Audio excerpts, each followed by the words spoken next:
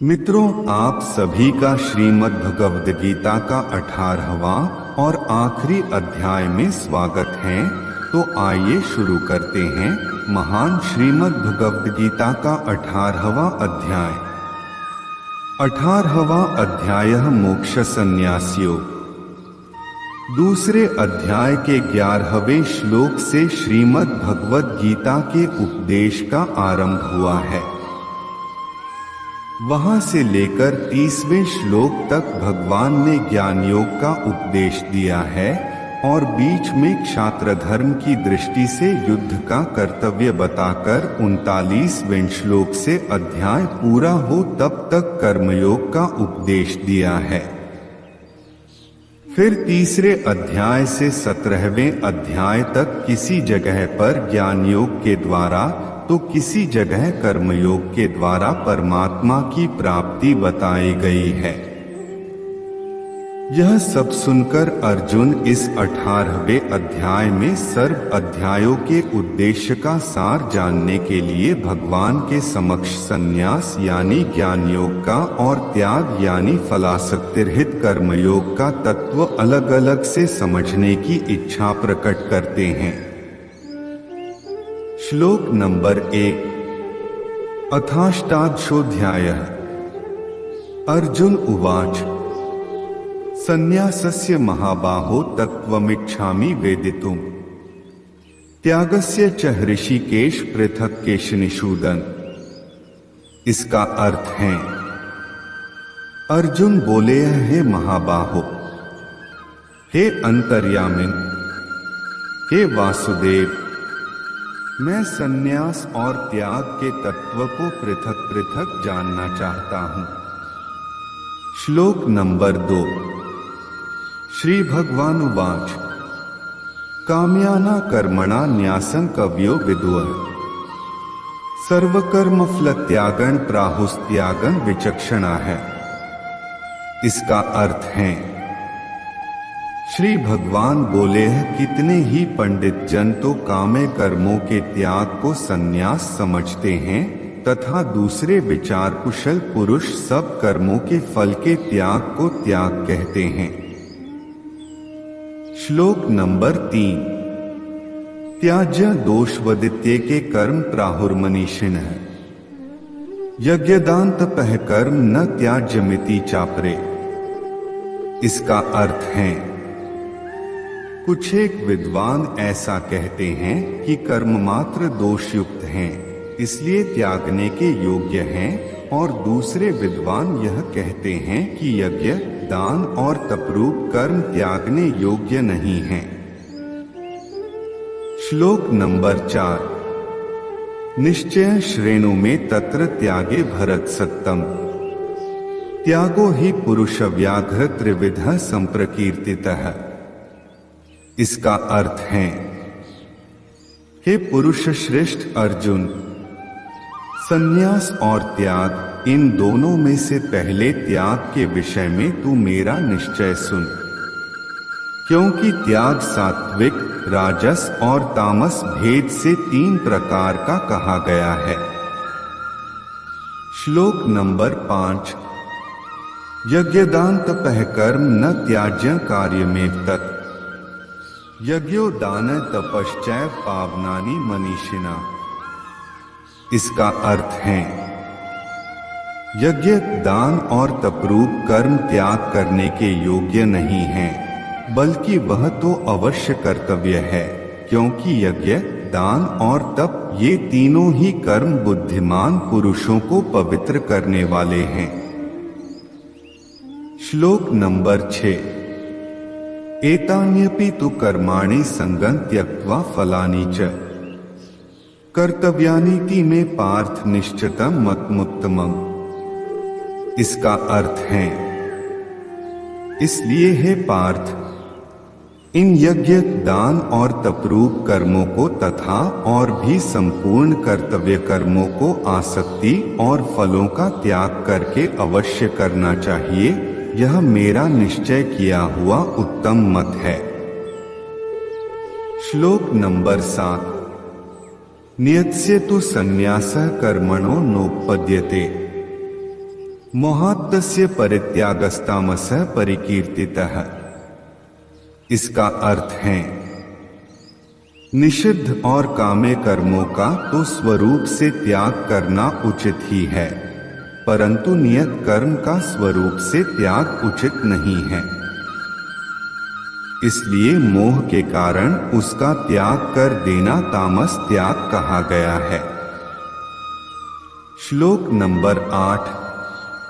दुःखमित्येव यत्कर्म कायक्लेश भयात्यजे सकृत्वा राजसं त्यागं नैव त्यागफलं लभे। इसका अर्थ है जो कुछ कर्म है वह सब दुःख रूप ही है। ऐसा समझकर यदि कोई शारीरिक क्लेश के भय से कर्तव्य कर्मों का त्याग कर दे तो वह ऐसा राजस त्याग करके त्याग के फल को किसी प्रकार भी नहीं पाता। श्लोक नंबर 9। कार्यमित्येव यत्कर्म नेतं क्रियतेऽर्जुन संगत्यक्त्वा फलं चैव स त्यागः सात्विको मतः। इसका अर्थ है हे अर्जुन, जो शास्त्र विहित कर्म करना कर्तव्य है इसी भाव से आसक्ति और फल का त्याग करके किया जाता है, वही सात्विक त्याग माना गया है। श्लोक नंबर 10। न द्वेष्ट्य कुशलं कर्म कुशले नानुषज्यते त्यागी सत्वस्माविष्टो मेधावी छिन्न संशयः। इसका अर्थ है जो मनुष्य अकुशल कर्म से द्वेष नहीं करता और कुशल कर्म में आसक्त नहीं होता वह शुद्ध सत्वगुण से युक्त पुरुष संशय रहित बुद्धिमान और सच्चा। श्लोक नंबर 11। न हि देहभृता शक्य त्यक्तुं कर्माणि शेषतः यस्तु कर्मफलत्यागी स त्यागीत्यभिधीयते। इसका अर्थ है क्योंकि शरीरधारी किसी भी मनुष्य के द्वारा संपूर्णता से सब कर्मों का त्याग किया जाना शक्य नहीं है, इसलिए जो कर्मफल का त्यागी है वही त्यागी है, यह कहा जाता है। श्लोक नंबर 12। अनिष्टमिष्ट मिश्रण च त्रिविधं कर्मणः फलम् भवत्य त्यागिना प्रेत्य न तु सन्यासिना क्वचित। इसका अर्थ है कर्मफल का त्याग न करने वाले मनुष्यों के कर्मों का तो अच्छा बुरा और मिला हुआ ऐसे 3 प्रकार का फल मरने के पश्चात अवश्य होता है, किंतु कर्मफल का त्याग कर देने वाले मनुष्यों के कर्मों का फल किसी काल में भी नहीं होता। श्लोक नंबर 13। पंचैतानि महाबाहो कारणानि निबोध में सांख्ये कृतान्ते प्रोक्तानि सिद्धे सर्वकर्मणा। इसका अर्थ है हे महाबाहो, संपूर्ण कर्मों की सिद्धि के ये 5 हेतु कर्मों का अंत करने के लिए उपाय बतलाने वाले सांख्य शास्त्र में कहे गए हैं, उनको तू मुझसे भली भांति जान। श्लोक नंबर 14। अधिष्ठानम तथा कर्ता कर्णञ्च पृथग्विधम् विविधाश्च पृथक् चेष्टा दैवं चैवात्र पंचमम्। इसका अर्थ है इस विषय में अर्थात कर्मों की सिद्धि में अधिष्ठान और कर्ता तथा भिन्न भिन्न प्रकार के करण और नाना प्रकार की अलग अलग चेष्टाएं और वैसे ही 5वां हेतु दैव है। श्लोक नंबर 15। शरीरवाम मनोभिर्यत् कर्म प्रारभते नरः न्यायं वा विपरीतं वा पंचैते तस्य हेतवः। इसका अर्थ है मनुष्य मन, वाणी और शरीर से शास्त्रानुकूल अथवा विपरीत जो कुछ भी कर्म करता है उसके ये 5 कारण हैं। श्लोक नंबर 16। तत्रैवं सति कर्तारमात्मानं केवलं तु यः पश्यत्यकृत बुद्धित्वान् न स पश्यति दुर्मतिः। इसका अर्थ है परंतु ऐसा होने पर भी जो मनुष्य अशुद्ध बुद्धि होने के कारण उस विषय में यानी कर्मों के होने में केवल शुद्ध स्वरूप आत्मा को कर्ता समझता है, वह मलिन बुद्धि वाला अज्ञानी यथार्थ नहीं समझता। श्लोक नंबर 17। यस्य नाह कृतो भावो बुद्धिर्यस्य न लिप्यते हत्वापि स इमाल लोकान न हंति न निबध्यते। इसका अर्थ है, जिस पुरुष के अंतःकरण में मैं करता हूँ ऐसा भाव नहीं है तथा जिसकी बुद्धि सांसारिक पदार्थों में और कर्मों में लेपायमान नहीं होती, वह पुरुष इन सब लोगों को मारकर भी वास्तव में न तो मरता है और न पाप से बंधता है। श्लोक नंबर 18। ज्ञान ज्ञेय परिज्ञाता त्रिविधा कर्म चोदना कर्ण कर्म कर्तेति त्रिविधा कर्म कंग्रह। इसका अर्थ है, ज्ञाता, ज्ञान और ज्ञेय ये 3 प्रकार की कर्म प्रेरणा है और कर्ता, करण तथा क्रिया ये 3 प्रकार का कर्म संग्रह है। श्लोक नंबर 19। ज्ञान कर्म च कर्ता च त्रिधैव गुणभेदतः प्रोच्यते गुणसंख्याने यथावत् श्रेणु तान्यपि। इसका अर्थ है, गुणों की संख्या करने वाले शास्त्र में ज्ञान और कर्म तथा कर्ता गुणों के भेद से 3-3 प्रकार के ही कहे गए हैं, उनको भी तू मुझसे भली भांति सुन। श्लोक नंबर 20। सर्वभूतेषु येनैकं भावं व्यमीक्षते अविभक्तं विभक्तेषु तज्ज्ञानं विद्धि सात्विकम्। इसका अर्थ है, जिस ज्ञान से मनुष्य पृथक पृथक सब भूतों में एक अविनाशी परमात्म भाव को विभाग रहित संभाव से स्थित देखता है, उस ज्ञान को तू सात्विक। श्लोक नंबर 21। आदित्यानां विष्णुर्ज्योतिषा रविरंशुमा मरीचिर्मरुतामस्मि नक्षत्राणां शशि। इसका अर्थ है, मैं अदिति के 12 पुत्रों में विष्णु और ज्योतियों में किरणों वाला सूर्य हूँ तथा 49 वायु देवताओं का तेज और नक्षत्रों का अधिपति चंद्रमा हूँ। श्लोक नंबर 22। वेदाना सामवेदोस्मि देवानामस्मि वासवः इंद्रियाणां मनश्चास्मि भूतानामस्मि चेतना। इसका अर्थ है, मैं वेदों में सामवेद हूँ, देवों में इंद्र हूँ, इंद्रियों में मन हूँ और भूत प्राणियों की चेतना अर्थात जीवन शक्ति हूँ। श्लोक नंबर 23। रुद्राणा शंकरश्चास्मि वित्तेषो यक्षरक्षसा वसूना पावकश्चास्मि मेरुः शिखरिणां हम।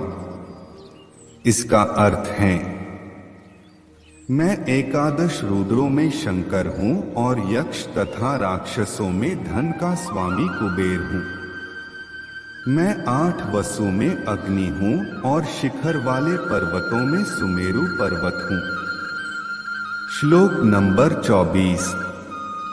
पुरोधसा च मुख्य मां विद्धि पार्थ बृहस्पति सेनानी नाम स्कंदः सरसामस्मि सागरः। इसका अर्थ है, पुरोहितों में मुखिया बृहस्पति मुझको जान।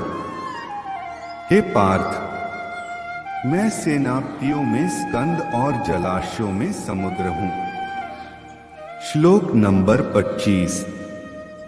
महर्षिणा भृगुर्ह गिरामस्मेकमक्षरम् यज्ञाना जप्यज्ञोस्मि स्थावराणा हिमालयः। इसका अर्थ है, मैं महर्षियों में भृगु और शब्दों में एक अक्षर अर्थात ओंकार हूँ।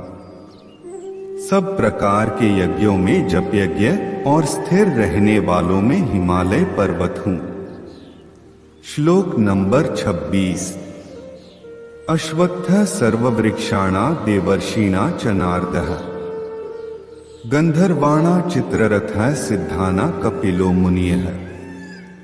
इसका अर्थ है, मैं सब वृक्षों में पीपल का वृक्ष, देवर्षियों में नारद मुनि, गंधर्वों में चित्ररथ और सिद्धों में कपिल मुनि हूँ। श्लोक नंबर 27। उच्चाय श्रवस्मश्वाना विद्धि माममृतोद्भवम् ऐरावतं गजेंद्राणा नराणा च नराधिपम। इसका अर्थ है, घोड़ों में अमृत के साथ उत्पन्न होने वाला उच्चैःश्रवा नामक घोड़ा, श्रेष्ठ हाथियों में ऐरावत नामक हाथी और मनुष्यों में राजा मुझको जान। श्लोक नंबर 28। आयुधानाम वज्रं धेनुनामस्मि कामधुक् प्रजंश्चास्मि कंदर्पः सर्पाणास्मि वासुकीयः।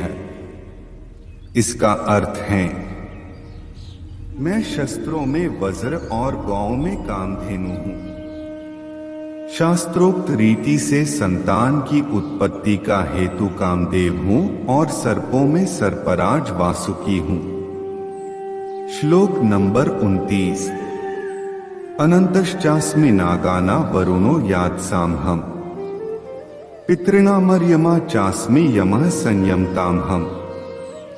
इसका अर्थ है, मैं नागों में शेषनाग और जलचरों का अधिपति वरुण देवता हूँ और पिंजरों में अर्यमा नामक पितर तथा शासन करने वालों में यमराज मैं हूँ। श्लोक नंबर 30। प्रह्लादश्चास्मि दैत्याना कालः कल्यतामहम् मृगाणा च मृगेन्द्रोह वैन्तेयश्च पक्षिणा। इसका अर्थ है, मैं दैत्यों में प्रहलाद और गणना करने वालों का समय हूँ तथा पशुओं में मृगराज सिंह और पक्षियों में मैं। श्लोक नंबर 31।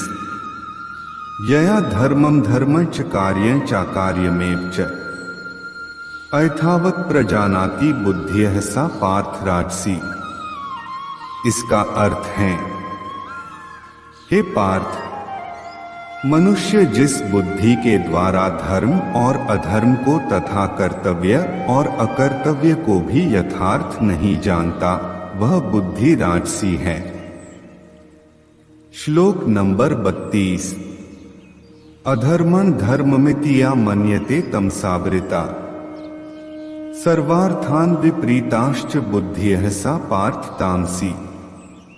इसका अर्थ है, हे अर्जुन, जो तमोगुण से घिरी हुई बुद्धि अधर्म को भी यह धर्म है ऐसा मान लेती है तथा इसी प्रकार अन्य संपूर्ण पदार्थों को भी विपरीत मान लेती है, वह बुद्धि तामसी है।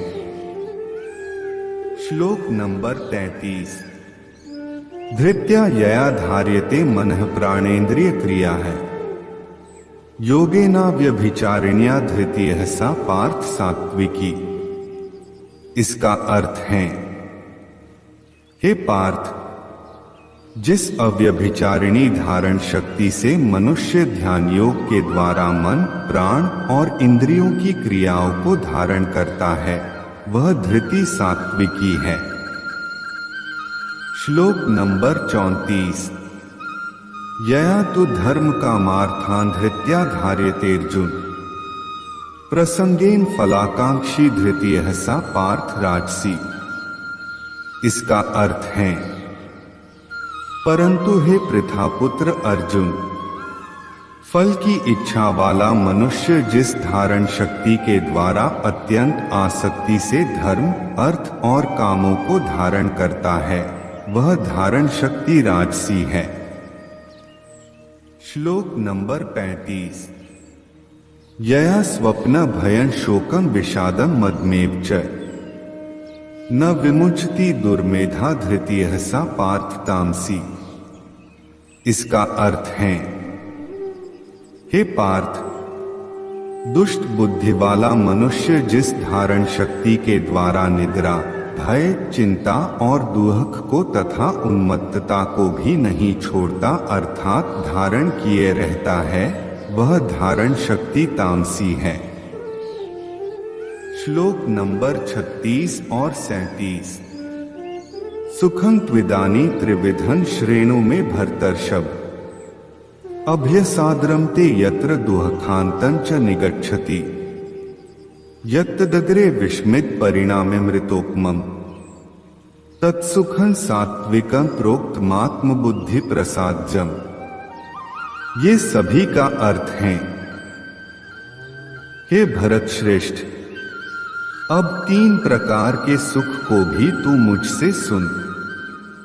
जिस सुख में साधक मनुष्य भजन, ध्यान और सेवादि के अभ्यास से रमण करता है और जिससे दुखों के अंत को प्राप्त हो जाता है, जो ऐसा सुख है वह आरंभ काल में यद्यपि विष के तुल्य प्रतीत होता है, परंतु परिणाम में अमृत के तुल्य है। इसलिए वह परमात्म विषयक बुद्धि के प्रसाद से उत्पन्न होने वाला सुख सात्विक कहा गया है। श्लोक नंबर 38। विषेन्द्रिय संयोगाद्यक्त तदग्रमृतोपमम् परिणामे विस्मित तत्सुखं राजसं स्मृतम्। इसका अर्थ है, जो सुख विषय और इंद्रियों के संयोग से होता है वह पहले भोग काल में अमृत के तुल्य प्रतीत होने पर भी परिणाम में विष के तुल्य है, इसलिए वह सुख राजस कहा गया है। श्लोक नंबर 39। यदग्रे चानुबंधे च सुखम मोहन्मात्मनः निद्रालस्य प्रमादोत्थ तत्ताम समुदाहृतम्। इसका अर्थ है, जो सुख भोग काल में तथा परिणाम में भी आत्मा को मोहित करने वाला है वह निद्रा, आलस्य और प्रमाद से उत्पन्न सुख तामस कहा गया है।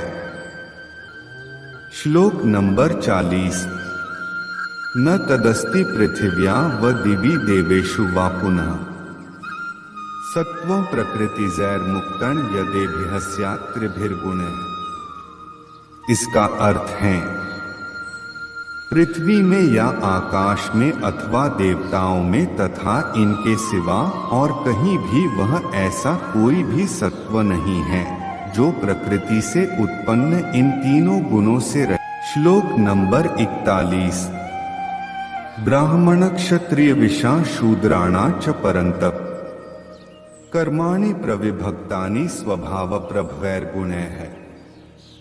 इसका अर्थ है, हे परंतप, ब्राह्मण, क्षत्रिय और वैश्यों के तथा शूद्रों के कर्म स्वभाव उत्पन्न गुणों द्वारा विभक्त किए गए हैं।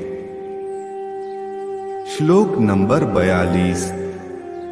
शमो दमस्तपः शौचं क्षान्तिरार्जवमेव च ज्ञान विज्ञानमास्तिक्यं ब्रह्म कर्म स्वभावजम्। इसका अर्थ है, अंतःकरण का निग्रह करना, इंद्रियों का दमन करना, धर्म पालन के लिए कष्ट सहना, बाहर भीतर से शुद्ध रहना, दूसरों के अपराधों को क्षमा करना, मन, इंद्रिय और शरीर को सरल रखना, वेद, शास्त्र, ईश्वर और परलोक आदि में श्रद्धा रखना, वेद शास्त्रों का अध्ययन अध्यापन करना और परमात्मा के तत्व का अनुभव करना, ये सबके सब ही ब्राह्मण के स्वाभाविक कर्म हैं। श्लोक नंबर 43। शौर्य तेजो धृतिर्दाक्ष्यं युद्धे चाप्यप्लायन दानमीश्वर भावष्ट क्षात्रं कर्म स्वभावजम्। इसका अर्थ है, शूरवीरता, तेज, धैर्य, चतुरता और युद्ध में न भागना, दान देना और स्वामी भाव, ये सबके सब ही क्षत्रिय के स्वाभाविक कर्म हैं। श्लोक नंबर 44। कृषि गौरक्ष वाणिज्य वैश्य कर्म स्वभावजम् परिचर्यात्मकं कर्म शूद्रस्यापि स्वभावजम्। इसका अर्थ है, खेती, गौपालन और क्रय विक्रय रूप सत्य व्यवहार ये वैश्य के स्वाभाविक कर्म हैं तथा सब वर्णों की सेवा करना शूद्र का भी स्वाभाविक कर्म है। श्लोक नंबर 45। स्वे स्वे कर्मण्यभिरतः संसिद्धि लभते नरः, स्वकर्मनिरतः सिद्धि यथा विन्दति तच्छृणु। इसका अर्थ है, अपने अपने स्वाभाविक कर्मों में तत्परता से लगा हुआ मनुष्य भगवत प्राप्ति रूप परम सिद्धि को प्राप्त हो जाता है। अपने स्वाभाविक कर्म में लगा हुआ मनुष्य जिस प्रकार से कर्म करके परम सिद्धि को प्राप्त होता, उस विधि को तू सुन। श्लोक नंबर 46। यतः प्रवृत्तिर्भूताना येन सर्वमिदं ततम्, स्वकर्मणा तमभ्यर्च्य सिद्धि विन्दति मानवः। इसका अर्थ है, जिस परमेश्वर से संपूर्ण प्राणियों की उत्पत्ति हुई है और जिससे यह समस्त जगत व्याप्त है, उस परमेश्वर की अपने स्वाभाविक कर्मों द्वारा पूजा करके मनुष्य परम सिद्धि को प्राप्त हो जाता है। श्लोक नंबर 47। श्रेयान् स्वधर्मो विगुणः परधर्मात् स्वनुष्ठितात्, स्वभावनेतं कर्म कुर्वन्नाप्नोति किल्बिषम्। इसका अर्थ है, अच्छी प्रकार आचरण किए हुए दूसरे के धर्म से गुणरहित भी अपना धर्म श्रेष्ठ है, क्योंकि स्वभाव से नियत किए हुए स्वधर्म कर्म को करता हुआ मनुष्य पाप को नहीं प्राप्त होता। श्लोक नंबर 48। सहजम कर्म कौन्तेय सदोषमपि न त्यजे, सर्वारंभा ही दोषेण धूमेनाग्निरिवावृता है। इसका अर्थ है, अतएव हे कुंती पुत्र, दोषयुक्त होने पर भी सहज कर्म को नहीं त्यागना चाहिए, क्योंकि धुएं से अग्नि की भांति सभी कर्म किसी न किसी दोष से युक्त हैं। श्लोक नंबर 49।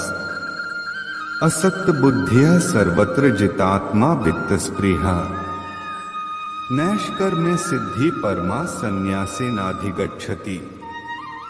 इसका अर्थ है, सर्वत्र आसक्ति रहित बुद्धि वाला, स्पृहारहित और जीते हुए अंतःकरण वाला पुरुष सांख्य योग के द्वारा उस परम नैष्कर्म्य सिद्धि को प्राप्त होता है। श्लोक नंबर 50। सिद्धि प्राप्तो यथा ब्रह्मा तथाप्नोति निबोध में, समासेन कौन्तेय निष्ठा ज्ञानस्य या परा। इसका अर्थ है, जो कि ज्ञान योग की परानिष्ठा है, उस नैष्कर्म्य सिद्धि को जिस प्रकार से प्राप्त होकर मनुष्य ब्रह्मा को प्राप्त होता है, उस प्रकार हे कुंती पुत्र, तू संक्षेप में ही मुझसे। श्लोक नंबर 51, 52 और 53। बुद्धया विशुद्धया युक्तो धृत्यात्मान नियमय च, शब्दादीन विषयांस्त्यक्त्वा रागद्वेषाव्युदस्य च, विविक्त सेवी लघ्वाशी यत्वा कायमानसः, ध्यानयोग परो नित्यं वैराग्यं समुपाश्रितः, अहंकारं बलं दर्पं कामं क्रोधं परिग्रहें, विमुच्य निर्ममः शांतो ब्रह्म भूयाय कल्पते। ये सभी का अर्थ है, विशुद्ध बुद्धि से युक्त तथा हल्का, सात्विक और नियमित भोजन करने वाला, शब्दादि विषयों का त्याग करके एकांत और शुद्ध देश का सेवन करने वाला, सात्विक धारण शक्ति के द्वारा अंतःकरण और इंद्रियों का संयम करके मन, वाणी और शरीर को वश में कर लेने वाला तथा अहंकार, बल, घमंड, काम, क्रोध और परिग्रह का त्याग करके निरंतर ध्यान योग के परायण रहने वाला, ममता रहित और शांतियुक्त पुरुष सच्चिदानंद घन ब्रह्मा में अभिन्न भाव से स्थित होने का पात्र होता है। श्लोक नंबर 54। ब्रह्मभूतः प्रसन्नात्मा न शोचति न कांक्षति, समः सर्वेषु भूतेषु मद्भक्ति लभते परा। इसका अर्थ है, फिर वह सच्चिदानंद घन ब्रह्मा में एक ही भाव से स्थित प्रसन्न मन वाला योगी न तो किसी के लिए शोक करता है और न किसी की आकांक्षा ही करता है। ऐसा समस्त प्राणियों में संभावना वाला योगी मेरी पराभक्ति को प्राप्त हो जाता है। श्लोक नंबर 55। भक्त्या मां भी जानाति यावान्यश्चास्मि तत्वतः ततो मां तत्वतो ज्ञात्वा विशते तदनंतरम। इसका अर्थ है, उस पराभक्ति के द्वारा वह मुझ परमात्मा को मैं जो हूँ और जितना हूँ ठीक वैसा का वैसा तत्व से जान लेता है तथा उस भक्ति से मुझको तत्व से जानकर तत्काल ही मुझ में प्रविष्ट हो जाता है। श्लोक नंबर 56। सर्वकर्माण्यपि सदा कुर्वाणो मद व्यापाश्रयः मत्प्रसादाद्वाप्नोति शाश्वतं पदं व्ययम्। इसका अर्थ है, मेरे परायण हुआ कर्मयोगी तो संपूर्ण कर्मों को सदा करता हुआ भी मेरी कृपा से सनातन अविनाशी परम पद को प्राप्त हो जाता है। श्लोक नंबर 57। चेतसा सर्वकर्माणि मयि सन्न्यस्य मत्परः बुद्धियोग मुपाश्रित्य मच्चितः सत्तं भव।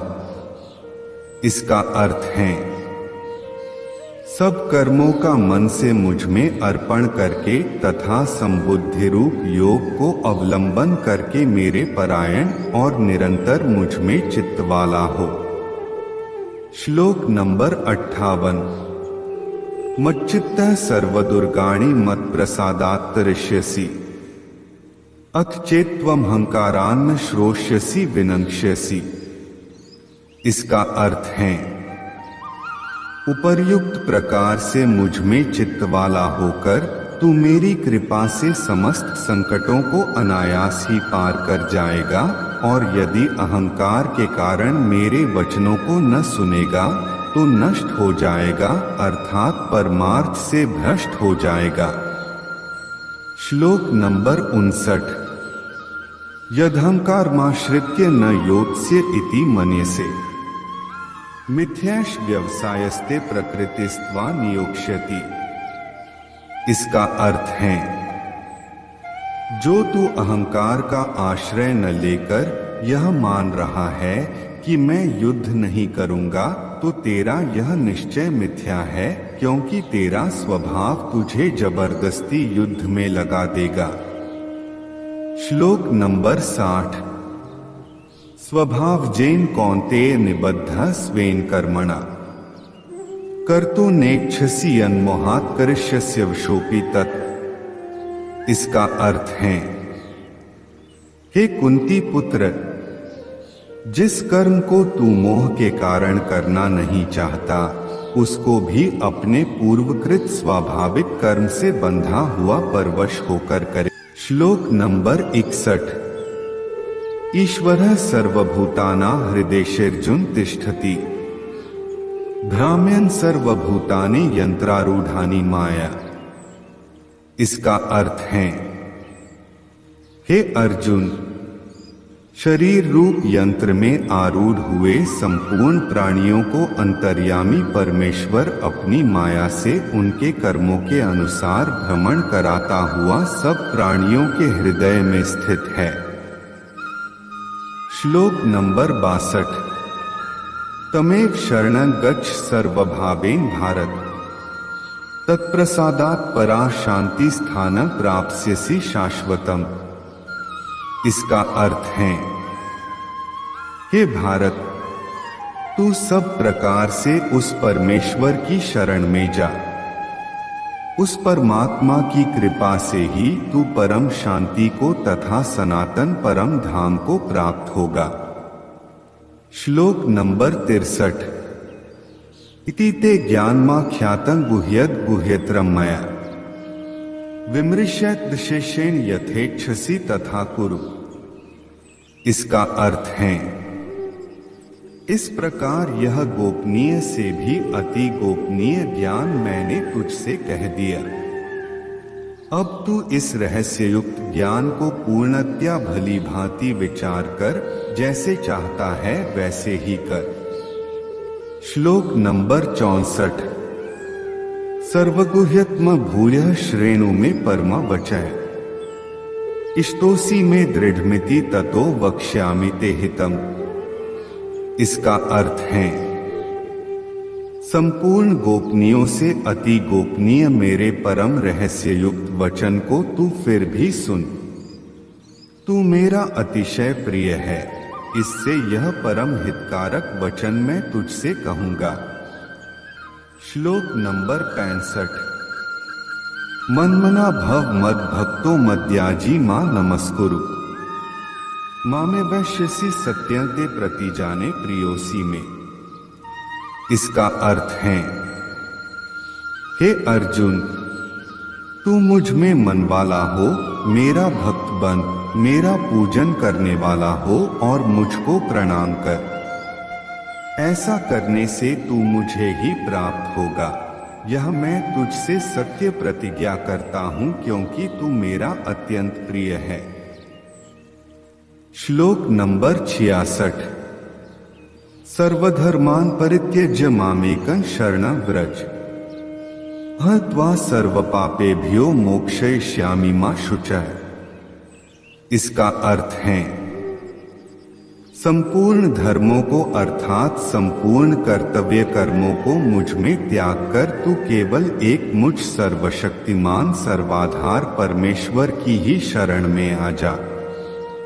मैं तुझे संपूर्ण पापों से मुक्त कर दूंगा, तू शोक मत कर। श्लोक नंबर 67। इदंते नात्पस्काय ना भाक्ताय कदाचन, न चाशुश्रूष्वे वाच्यं न चमा योग्य सूति। इसका अर्थ है, तुझे यह गीता रूप रहस्यमय उपदेश किसी भी काल में न तो तपरहित मनुष्य से कहना चाहिए, न भक्ति रहित से और न बिना सुनने की इच्छा वाले से ही कहना चाहिए, तथा जो मुझ में दोष दृष्टि रखता है उससे तो कभी नहीं कहना चाहिए। श्लोक नंबर 68। य इमा परम गुह्यम मद भक्तेष्वभिधास्यति, भक्तिं मयि परां कृत्वा मामे वैश्यत्य संशय। इसका अर्थ है, जो पुरुष मुझ में परम प्रेम करके इस परम रहस्य युक्त गीता शास्त्र को मेरे भक्तों से कहेगा, वह मुझको ही प्राप्त होगा, इसमें कोई संदेह नहीं। श्लोक नंबर 69। न च तस्मान् मनुष्येषु कश्चिन्मे प्रियकृत्तमः, भविता न च मे तस्मादन्यः प्रियतरो भुवि। इसका अर्थ है, उससे बढ़कर मेरा कोई प्रिय कार्य करने वाला मनुष्य में कोई भी नहीं है, तथा पृथ्वी भर में उससे बढ़कर मेरा प्रिय दूसरा कोई भविष्य में होगा भी नहीं। श्लोक नंबर 70। अध्येष्यते च य इमं धर्म्य संवादमाव्योः, ज्ञानयज्ञेन तेनाहमिष्टः स्यामिति में मतिः। इसका अर्थ है, जो पुरुष इस धर्ममय हम दोनों के संवाद रूप गीता शास्त्र को पढ़ेगा, उसके द्वारा भी मैं ज्ञानयज्ञ से पूजित होऊंगा, ऐसा मेरा। श्लोक नंबर 71। श्रद्धावान् सूयश्च श्रेणुयात् पियो नरः, सोपि मुक्तः शुरभौल लोकान् प्राप्नुयात् पुण्यकर्मणा। इसका अर्थ है, जो मनुष्य श्रद्धायुक्त और दोष दृष्टि से रहित होकर इस गीता शास्त्र को श्रवण भी करेगा, वह भी पापों से मुक्त होकर उत्तम कर्म करने वालों के श्रेष्ठ लोकों को प्राप्त होगा। श्लोक नंबर 72। कच्चिदेत श्रुतन पार्थ त्वयैकाग्रेण चेतसा, कच्चिदज्ञान सम्मोह प्रनष्टस्ते धनंजय। इसका अर्थ है, हे पार्थ, क्या इस गीता शास्त्र को तूने एकाग्रचित्त से श्रवण किया? और हे धनंजय, क्या तेरा अज्ञानजनित मोह नष्ट हो गया? श्लोक नंबर 73। अर्जुन उवाच नष्टो मोह स्मृतिर्लब्धा त्वत्प्रासादान्मयाच्युत स्थितोस्मि गतसंदेह करिष्ये वचनं तव। इसका अर्थ है, अर्जुन बोले, हे अच्युत, आपकी कृपा से मेरा मोह नष्ट हो गया और मैंने स्मृति प्राप्त कर ली है। अब मैं संशय रहित होकर स्थित हूं, अतः आपकी आज्ञा का पालन करूंगा। श्लोक नंबर 74। संजय उवाच इत्येहि वासुदेवस्य पार्थस्य च महात्मनः संवादमिमं श्रौष्मद्भुत रोमहर्षणम्। इसका अर्थ है, संजय बोले हैं, इस प्रकार मैंने श्री वासुदेव के और महात्मा अर्जुन के इस अद्भुत रहस्ययुक्त रोमांचकारक संवाद को सुना। श्लोक नंबर 75। व्यासप्रासादात् श्रुत्वानेतद् गुह्यमः परम् योगं योगेश्वरात् कृष्णात् साक्षात् कथ्यते स्वयं। इसका अर्थ है, श्री व्यास जी की कृपा से दिव्य दृष्टि पाकर मैंने इस परम गोपनीय योग को अर्जुन के प्रति कहते हुए स्वयं योगेश्वर भगवान श्री कृष्ण से प्रत्यक्ष सुना है। श्लोक नंबर 76। राजन संस्मृत्य संवादमिमद्भुतम् केशवार्जुन्योः पुण्य हृष्यामि च मुहुर्मुहुर्। इसका अर्थ है, हे राजन, भगवान श्री कृष्ण और अर्जुन के इस रहस्ययुक्त कल्याणकारक और अद्भुत संवाद को पुनः पुनः स्मरण करके मैं बार बार हर्षित हो रहा हूं। श्लोक नंबर 77।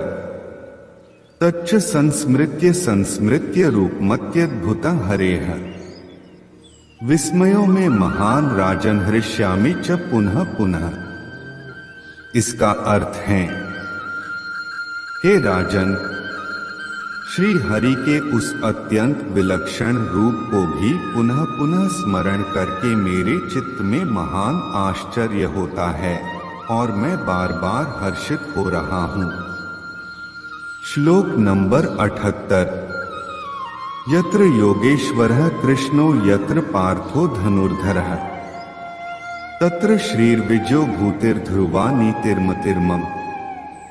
इसका अर्थ है, हे राजन, जहां योगेश्वर भगवान श्री कृष्ण हैं और जहां गांडीव धनुषधारी अर्जुन हैं, वहीं पर श्री विजय, विभूति और अचल नीति है, ऐसा मेरा मत है।